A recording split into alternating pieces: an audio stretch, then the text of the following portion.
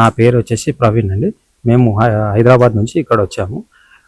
ఆశ్రమంకు మేము వచ్చి ఇక్కడ మేము ప్రత్యేకంగా చూస్తే ఇక్కడ మా చేతుల మీదుగా ఇక్కడ 10 మందికి మేము అన్నదాన కార్యక్రమం కూడా నిర్వహించినాము. అండ్ అలాగే మా డాడీది ఏప్రిల్ 9వ తారీఖు రోజు ఆయన చనిపోయిన రోజు కారణంగా మేము ఇక్కడ విరాళం కూడా అందజేయడం జరిగింది.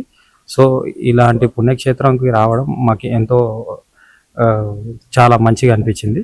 అండ్ ఇక్కడ ఉన్న ఫెసిలిటీస్ కానీ, ఇక్కడ రిసీవింగ్ కానీ, ఇక్కడ ఉన్న టేక్ కేరింగ్ కానీ చాలా మంచిగా అనిపించింది మాకు.